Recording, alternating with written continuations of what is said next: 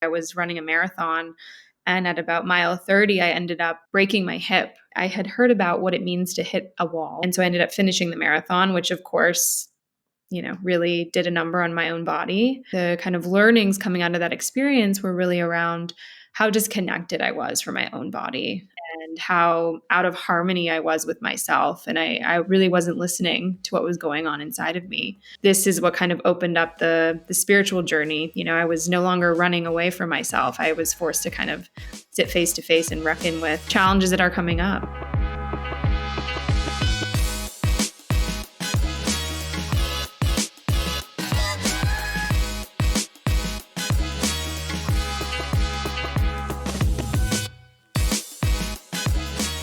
Welcome to the Awaken Magazine podcast, where we feature inspiring leaders who are helping our world awaken to love. I'm your host, David Trotter, and today I want to share with you an inspiring conversation with Ash Moraca. She's the founder and CEO of the Retreat app. This is a mental and emotional wellness platform that provides breathwork, meditation, and spiritual education. Now, in this conversation with Ash, she shares with us her own struggles with mental health and how she cultivated mental, emotional, and spiritual well-being in her own life, and how that motivated her, gave her a vision, inspired her to create the Retreat app. We talk all about how she went about creating Retreat, how Retreat can specifically help you cultivate emotional, mental, and spiritual well-being in your own life. And she also talks to us about wrestling with more traditional business strategies, because she does have an Oxford MBA combined with her own spirituality and intuition, and how she integrates those in the process of creating and running her business. Hey, if you haven't already, be sure to subscribe to the Awaken Magazine podcast on YouTube, Amazon Music, Apple Podcasts, and Spotify. Click subscribe, leave a rating or review, click like. That's an easy way for you to help us spread the word about these incredible interviews with conscious leaders, healers, and coaches that we are releasing each and every week. All right, let's jump into this conversation with Ash Moraca. Ash, thanks so much for joining us today. It's great to be with you. It's so good to be with you too. Thank you so much for having me. Yeah, you recently wrote on a LinkedIn post, very short, but I thought it was so powerful. You said, "Success is a lagging indicator. Keep going." Can you go a bit deeper into that statement for us? Tell us more about what you're trying to communicate there. Yeah, and I can't take credit for the post or the comment. A friend of mine had shared that with me, and it just really resonated. I think, as being an entrepreneur, building, a mental health, spiritual focused company, it's challenging some days, and you need, those little pockets and nuggets of wisdom to keep you going. And I think it's, that reminder of the work you're doing now sometimes doesn't pay off until, months down the line. And so that keeps me going in terms of understanding that the work I've done, a year ago is actually like, I'm seeing the results of it now. And so that lagging indicator, I think sometimes we want that immediate payoff, that immediate reward. And it's a long game. So I'm in it for the long haul. I think that's probably true, not just in business, but even in our own personal development, spiritual growth, is, having this experience and then going, well, okay, well, why am I not emotionally regulated the next day? I should be great now. But it takes time. Yeah. Tell us about your own journey, your own story of awakening to consciousness, mindfulness, spirituality. Did you grow up in a home that had some sort of faith tradition, or did that come to you later in life? Mm. I did grow up in a primarily Christian household, but it's interesting. I really rejected it at the time. I think to me it felt, a little dogmatic, and I was agnostic, I would say, for the majority of my kind of early life until my mid-20s. And that's kind of when I started to dabble in spirituality, and my kind of gateway in was manifestation. It was, let's think about a different way to live life, and kind of, going down that path. And I started to kind of, you know, lean into this aspect of myself that something didn't feel quite fulfilled, Hmm. and wanting to explore and thinking to myself, there has to be more than this, which was, working in the corporate world. I was living in Toronto at the time, and I couldn't just really imagine my life for the next, 80 years. being this way. And so at that point, I decided to go back to school. This was around 2020, and I got my MBA over in the UK. And that decision kind of was the catalyst that kind of propelled me into this whole different direction in life. A bit of a timeline shift or jump, if you will. And so after my MBA and graduating there, I ended up, as a digital nomad, and I was working remotely. I was working on a few different business ideas at the time. And Can I ask you a question? When you were heading into that MBA, were you thinking, okay, I'm going to go down this digital nomad life? Or were you thinking it's kind of a way to elevate and step back into corporate? Like what was going through your mind at the time? I was really open to what would come on the other side of the MBA, actually. Okay. I was like, okay, this could be a year out of, my day to day. And I really wanted to do something different. I was very keen on doing something entrepreneurial. Mm. And I had inklings of maybe doing something like digital nomading at the time. But I didn't really have, big goals of coming back into corporate. It was, an option and something I would consider. Hmm. But I was kind of stepping into this, time period of let's really change, the trajectory of what's going to happen. Mm. And so, flash to, I began struggling really severely with my mental health. So pretty severe depression, suicidal ideation. Mm. And really, what I, looking back now, can kind of attribute it to is the structures that I had built my life on before, which was, achievement focused and kind of meeting the expectations of the world around me, and the people in my life versus coming from like a self source or self resource place. Mm. And so once I started to kind of destabilize from those, that kind of center and grounding that I'd Mhm. previously known, that's when, things kind of started to unravel, for my own mental health. Mm. And Mhm. when you were in that place, were you working at the time? Were you back home? Did your family help and support you? How did you navigate that season? I was still traveling at the time, and working kind of on, some different entrepreneurial projects. And yeah, I didn't seek a lot of community help, and I think I felt very isolated from community. And so my path at that time was a little bit more kind of solo in nature, and that's actually what led me to discover all of these different modalities, which then is kind of informing the work I'm doing now. So I started, exploring everything from, breathwork, meditation, EMDR therapy, cognitive behavioral therapy, EFT tapping, and just the list kind of goes on, like deep into, energetic work, and recognizing that there it takes a lot of time, resources, and energy to explore all these different modalities. And for someone that was really suffering, I, just really wanted answers, and I really wanted to kind of find, the root and the source of what was going on. Hmm. Mhm. Did you reach out to people through, or were you learning these things through like YouTube or online courses or in person, or how did you dive into these modalities? Yeah, it was quite the mix. So, kind of all of the above. A lot of retreats, a lot of one-on-one work with practitioners, some online kind of course and components that way.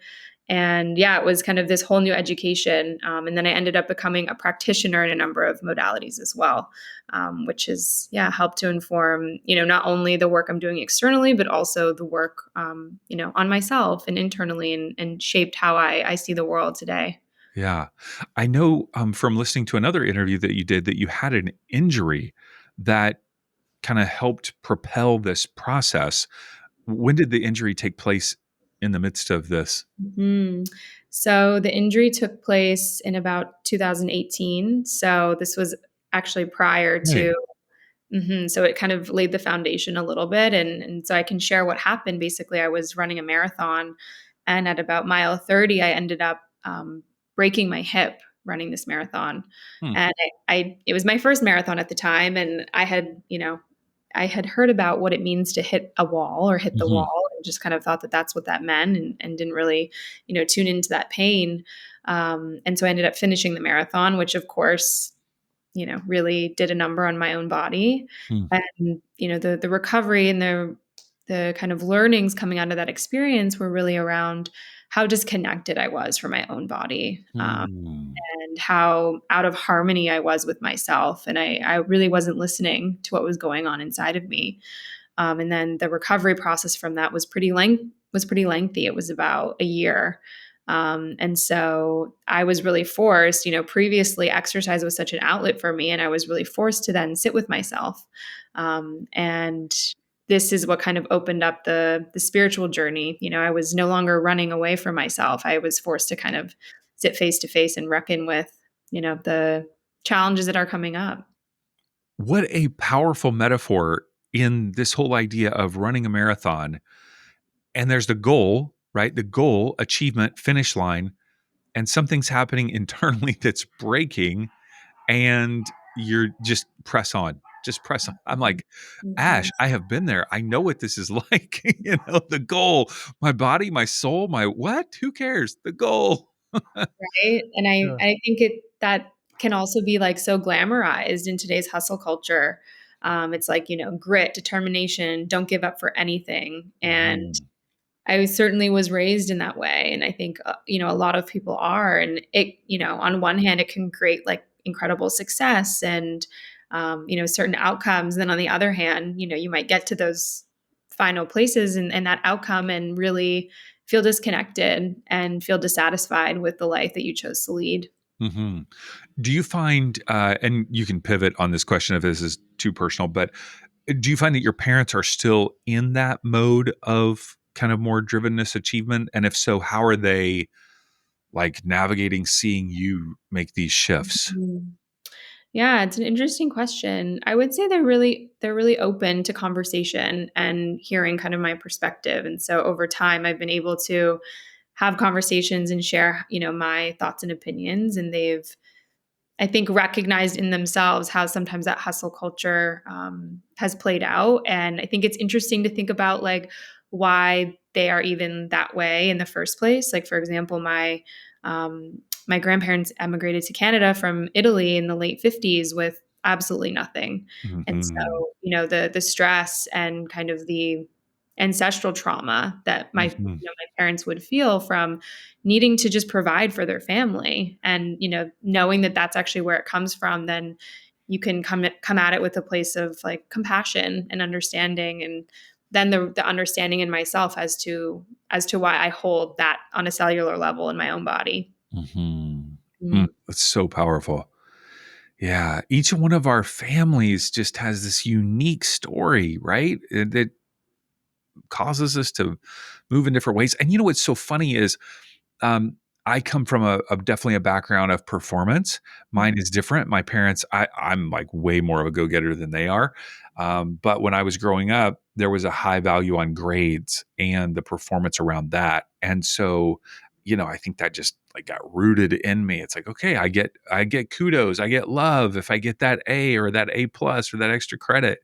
And what's fascinating is that the way that that has played out for you and I in terms of success is culturally applauded. It's like, yes, keep going. And we get the benefit of it too, versus other things that might be more destructive. Not, I shouldn't say more destructive in a different way. Um, Mhm. so, yeah, Yeah, so fascinating.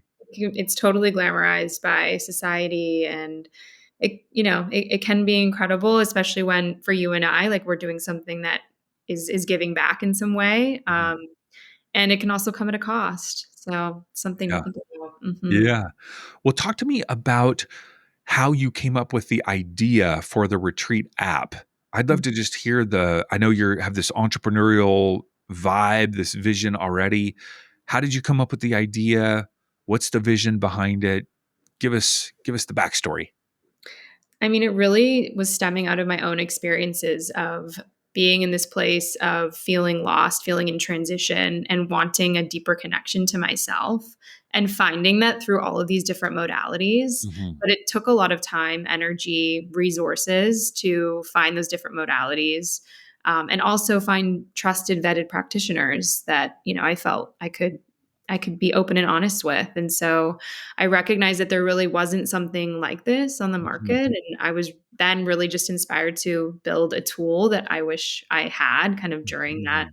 experience. And, we get asked a lot about how we're differentiated maybe from like a headspace or a calm, which, because we offer, in addition to all of the modalities that we offer, obviously like breathwork and meditation is kind of, one of our key content pillars. And I really feel the main differentiation and the connection that I've found to myself, to source, to a higher power, whatever that looks like for each individual, is really the essence of what I'm trying to offer through the app and the experience. And it's not just about, training your brain or your mind to focus and to meditate. It's how can you open yourself up and connect more deeply with who you really are, your true essence, your soul. And with that, connecting to a higher power, to source, again, however that looks like for each individual.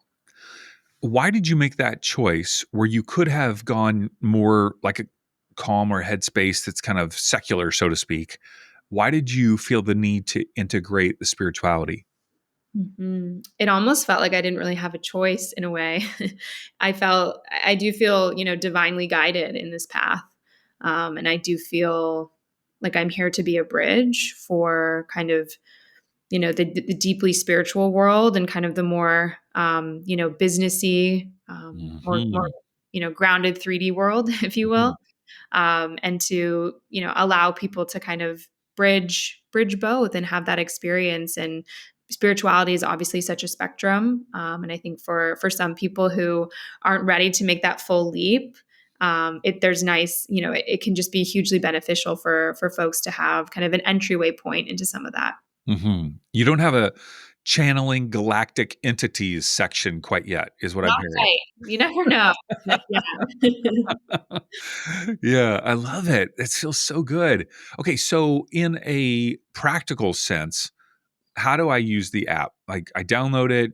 What's in it? How do I access it? Tell me all about it. So it's available on the App Store. If you search Retreat, will pop up as one of the first. It's an orange logo that talks about spiritual wellness, and we have over 500 different practices across a range of different modalities, as I've said. So there's so much to explore for people, and we can really meet someone where they're at in terms of the different modalities that are working for them. So, I kind of listed them before, but everything from EFT tapping, meditation, breath work, IFS, internal family systems work, EMDR, eye movement, rapid desensitization, a lot of buzzwords.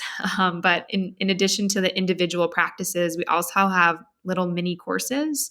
So about 5 to 10 episodes that are about like 5 to 10 minutes in length. And so this really walks people through like a different topic that they might be curious about. So everything from holistic nutrition to, what is hypnotherapy? Like what's happening in my body and my brain when I practice these things, and then let's learn about the science and then actually practice it. So you kind of get this, integrated approach to what these modalities are, and you're not just kind of, outsourcing your healing. Maybe you're actually, internalizing what those practices are and taking ownership and agency over your own experience. Mhm. And when I sign up, is there some sort of can I taste test the content, or do I need to commit to a monthly or annual? How does that work in terms of accessing it? Yeah, so we offer a free 7-day trial for anyone wanting to sign up. And then ongoing, the monthly cost is $12.99 US a month, or you can opt for the monthly of $100 a month, a year. A year. Okay.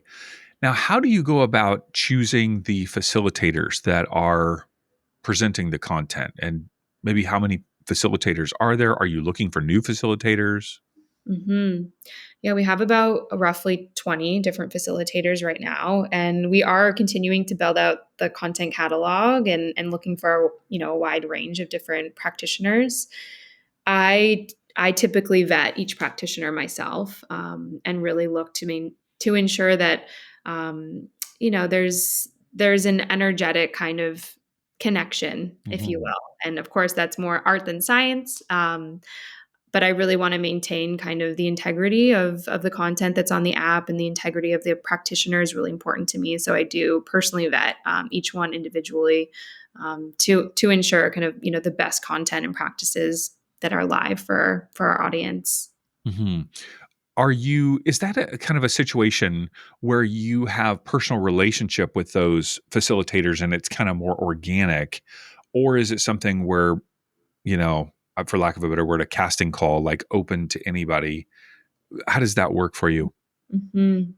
It's been a mix. So a lot of the practitioners I had worked with previously one-on-one and then kind of reached out to them to bring them Yeah. on board. I myself am a practitioner on the platform. I offer, my own content as well. And then we have received quite a bit of inbound of people kind of, requesting to be on the platform. And then we go through kind of like an interview and intake process to Mhm. understand if it's a good fit. So Mhm. we are open if, someone's listening and they're really keen to, be a part of it. We're definitely open to the conversation. It's so fascinating how, from my experience, when I'm doing new things, like I've done a live event here in Orange County, and we want to do more live events. When people see those opportunities, they come knocking. It's like, hey, I want to be a part of that.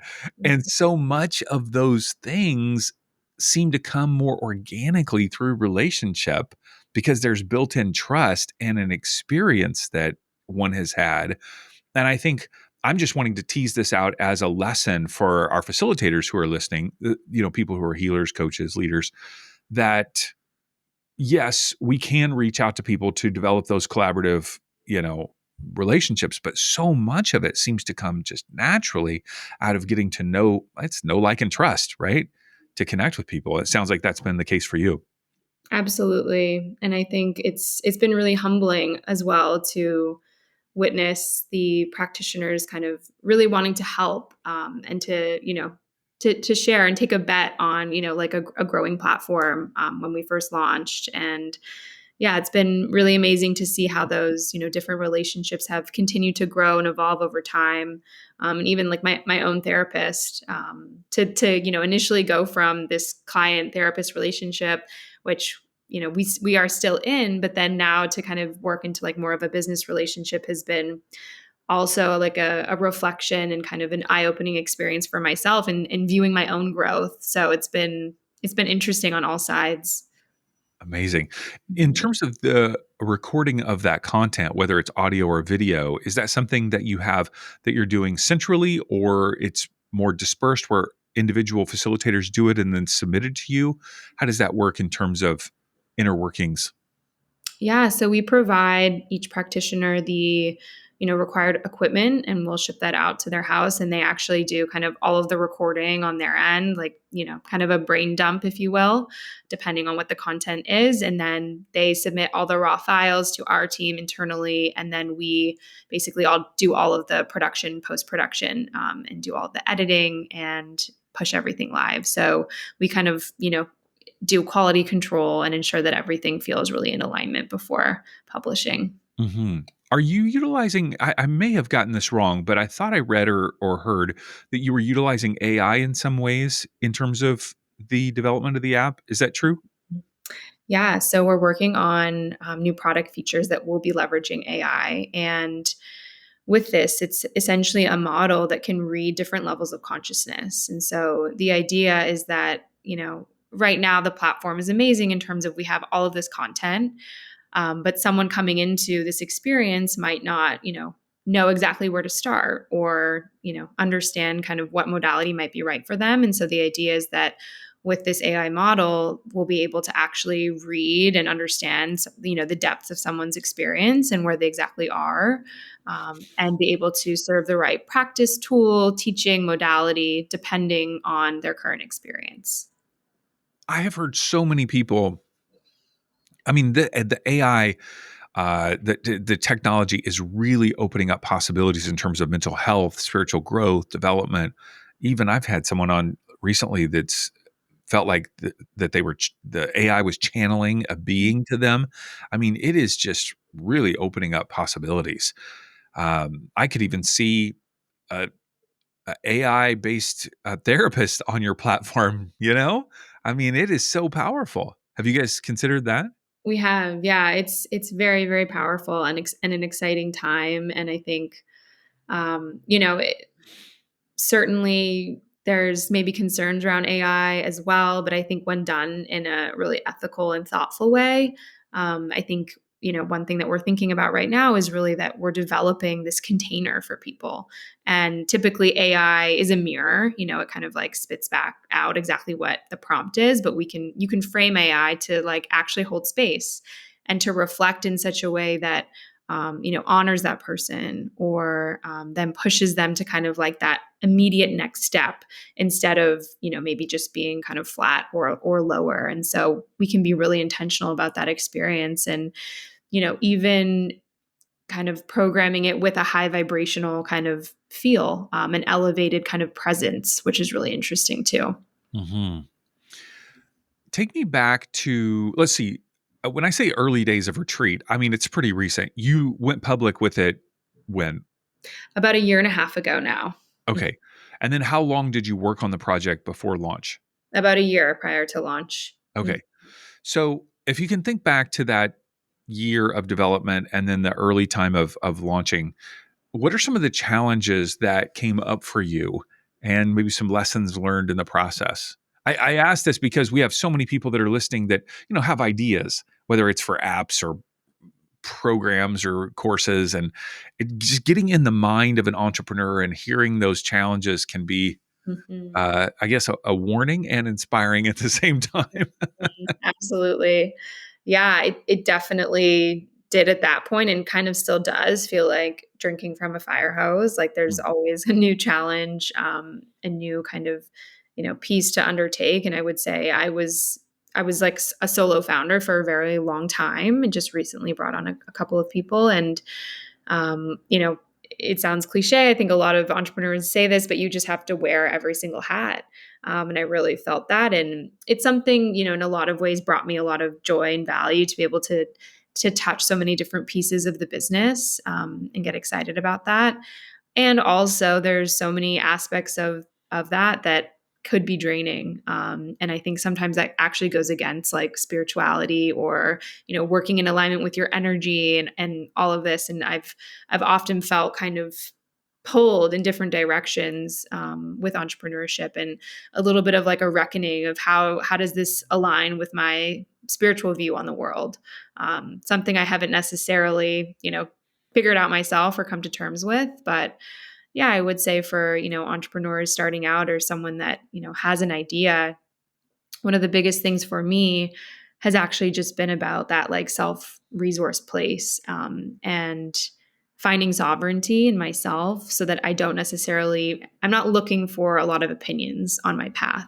Because I've found that as I've looked for different opinions, it's steered me in different directions, and that haven't always, been in alignment with what my truth is, or how I really see the business moving forward. Give me an example of this. This is really interesting. Okay, I want to make sure I got this. Give me the language again around sovereignty. You what? Yeah, feeling, that I'm self-resourced Self-resourced. Okay. that I'm self-sovereign, and I'm Hmm. not looking like, I understand that I have all the answers inside myself. I'm Hmm. not looking for others to fill a void, or to give me the answer I need to make the next step in my business. And Okay. of course, that doesn't mean we don't seek out, advice for, it's like, okay, I know that I really want to get from A to Z in this specific avenue. So Hmm. let me look for someone who could maybe give me advice on how they did it. But for example, I was potentially moving down this affiliate model, and spoke to a mentor of mine. And from my perspective, it felt like there was a lot of projection of their own concerns of something that had happened to them in the past, that kind of steered me away from this decision. They said don't go down. Don't create an affiliate program is what they're saying because of some bad experience they had. Okay. Exactly. And so then for a long time, that really clouded my opinion of how I wanted to move forward. Hmm. And I think I'm getting to a place now where I can be in a self-resource sovereign place, where I can really see someone's opinion, and not take it personally, or not allow it to affect the decision that I'm making, as, in such a severe way. Hmm. So how do you manage this? Because I'm hearing you go, I'm self-sovereign. I have my own thoughts, my own opinions. I'm going to go this path.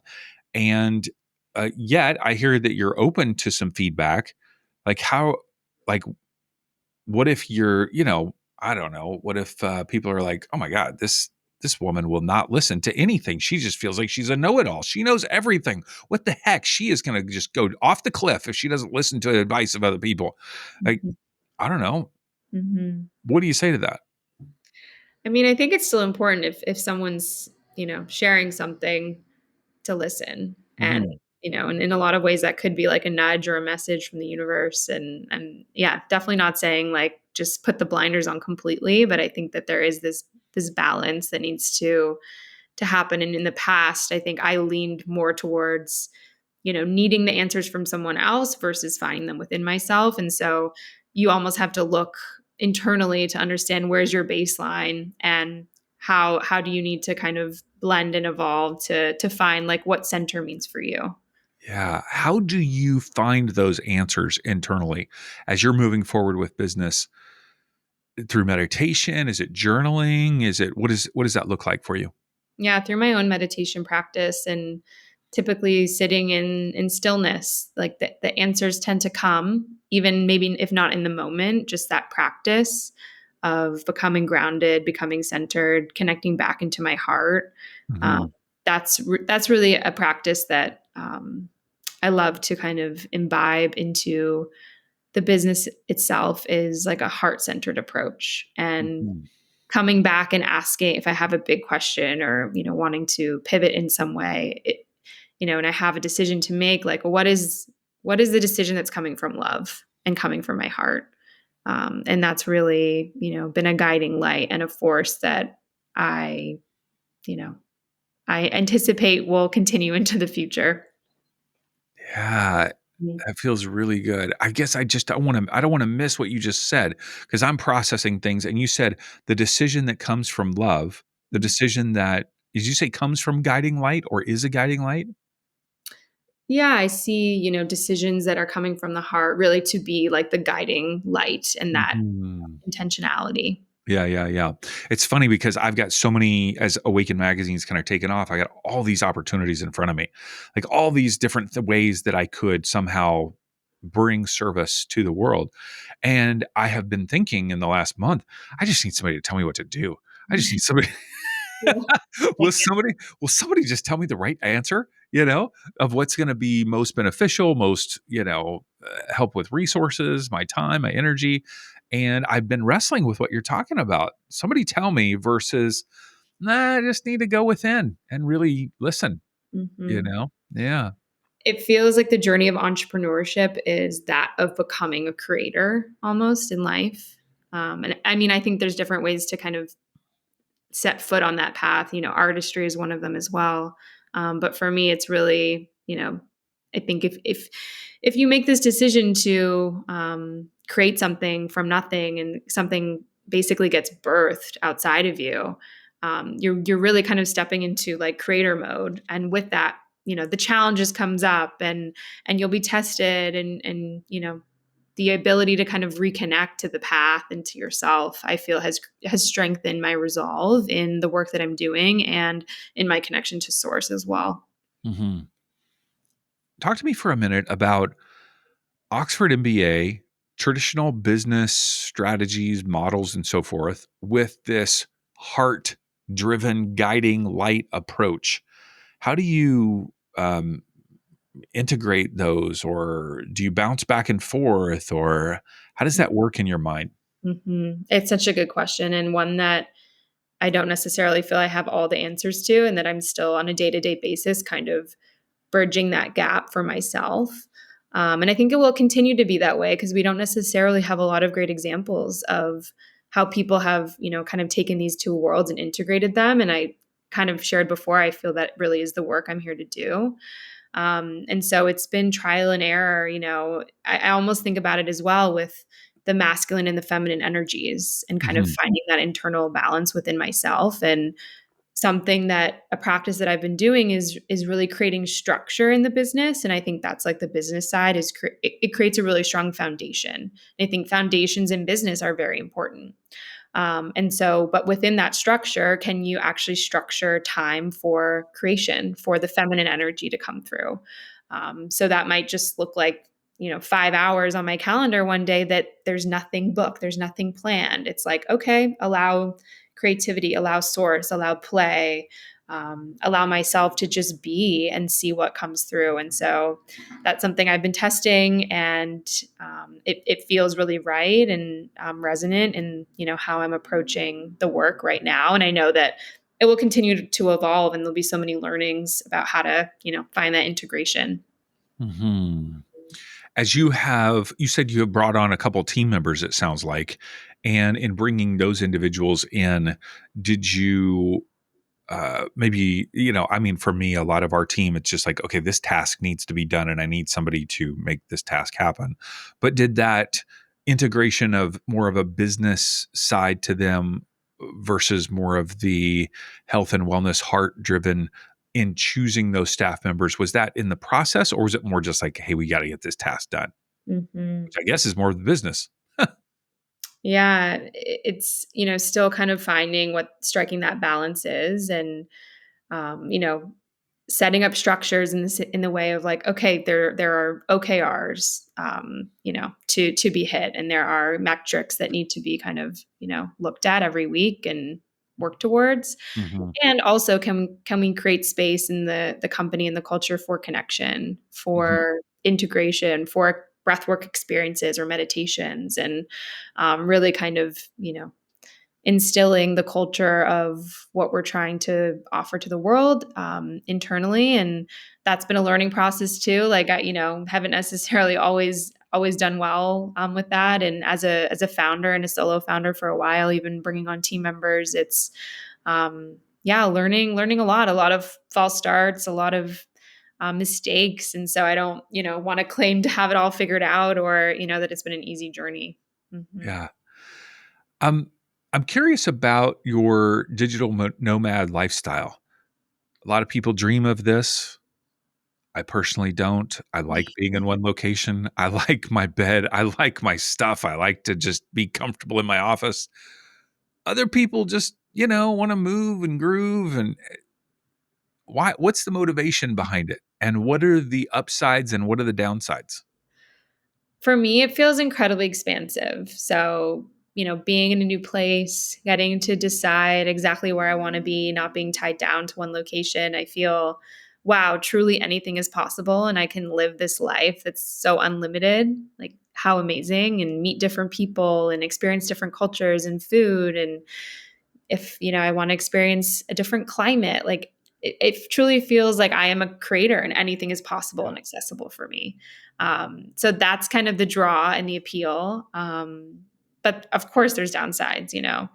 I was just in an Airbnb in New York City, and there was like a mouse problem. And so the upheaval of that and trying to find a new place, and there's a lot of instability that comes with it. And with that, but comes nervous system dysregulation, and, not necessarily always feeling safe or knowing where where you're going to be in a month. And that can be challenging in and of itself. And so, yeah, it's for me, I have been kind of doing this on and off for about 5 years. And most recently, since November of last year. So, about almost 6 months or just over. And I'm starting to now be like, okay, I would like to find a more permanent place by about fall, because yeah, it can be tiring. I would always see myself as wanting to do a lot of traveling and still have those components, but certainly there's value to being grounded and rooted also. Hmm. Where are you feeling drawn to in terms of more of a home base? Mm-hmm. Right now, Costa Rica is feeling most resonant, and yeah, just being in nature, warm climate, connecting to the ocean, and being in places where there's like a growing spiritual community, and also one where there's kind of this intersection of tech and spirituality is really interesting to me as well. Hmm. I have interviewed several people that live in Costa Rica, and it's so fascinating how a country can be a draw to people. Did you find it that it was easy to connect with others that were kind of in a similar mindset? 100%. Yeah, very easy. And I wonder, that if energetically the place is like pulling people, and all those people are kind of, similar in some way, and what's kind of happening behind the scenes is interesting. Yeah, yeah. Yeah. Tell us about the ambassador program for Retreat. Is was this the affiliate platform that you were kind of like going, I don't know if I don't think I should go Yes. down? And Yes. and you created it. We created it. All Yeah, right. exactly. So it's called your ambassador program. So what is it? How can people get involved? So we bring on amazing individuals, ambassadors who are really excited about what we're creating, and, would love to use this platform in their own lives, but then also share it with their own communities, with their own people in their worlds. And so we offer a commission-based incentive for people who would love to share it. And they also receive a free membership as well. And we have an application process for that, just to ensure that, there's like great cohesion across the brand, and that there's like a really good fit from that perspective. But we've grown that program quite significantly, and it's been, and really wonderful also to find like champions of what we're building, and people who it really resonates with them, and they feel excited to share it with their own communities. And where can people learn about it and apply to be a part? Yeah, so on our website, it's www.joinretreat.app.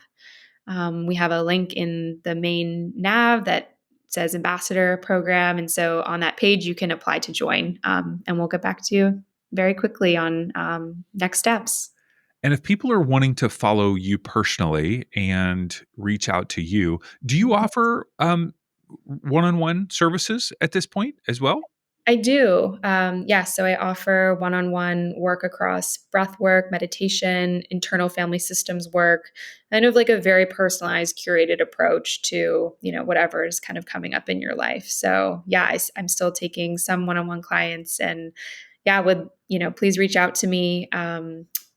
You can find me on Instagram at Ash Moraca, ASHMORACA.